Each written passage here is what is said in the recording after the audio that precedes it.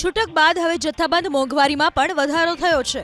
ડિસેમ્બરમાં જથ્થાબંધ મોંઘવારી સર્વોચ્ચ સપાટીએ પહોંચી છે। ડિસેમ્બરમાં મોંઘવારી દર 0.73% રહ્યો છે, જે ગત વર્ષે નવેમ્બરમાં 0.26% હતો। મોંઘવારી દરમાં થયેલા વધારા પાછળ ખાદ્ય ચીજવસ્તુઓના ભાવ જવાબદાર છે। જથ્થાબંધ કિંમત સૂચકાંક ગત વર્ષે એપ્રિલથી ઓક્ટોબર 2023 વચ્ચે નકારાત્મક જ રહ્યો હતો, જ્યારે નવેમ્બરમાં 0.26% સકારાત્મક રહ્યો હતો।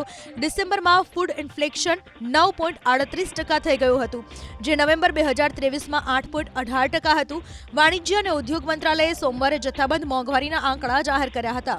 ડિસેમ્બરમાં શાકભાજી 26.30%, દાળ 19.60% રહ્યો હતો। ગત સપ્તાહે જારી કરાયેલા આંકડા મુજબ ડિસેમ્બર માટે રિટેલ કે ગ્રાહક મૂલ્ય આધારિત ફુગાવો વધીને 4 મહિનાની ટોચે 5.69%એ પહોંચી ગયો હતો। આરબીઆઈએ ગત મહિને તેની દ્વિમાસિક નાણાકીય નીતિમાં વ્યાજ દરો સ્થિર રાખ્યા હતા અને નવેમ્બર અને ડિસેમ્બરમાં ખાદ્ય વસ્તુઓના ભાવ વધવાના જોખમો વિશે સંકેત આપ્યા હતા। ડિસેમ્બરમાં ખાદ્ય ફુગાવાના દરની વાત કરીએ તો ખાદ્ય ફુગાવો નવેમ્બરની સરખામણીએ 4.69%થી વધીને 5.39% થયો। આવશ્યક ચીજવસ્તુઓનો મોંઘવારી દર 4.76%થી વધીને 5.78% થયો। ઈંધણ અને વીજળીનો જથ્થાબંધ ફુગાવાનો દર -4.61%થી વધીને -2.41% થયો। ઉત્પાદિત ઉત્પાદનોના ફુગાવાનો દર -0.64%થી ઘટીને -0.79% થયો।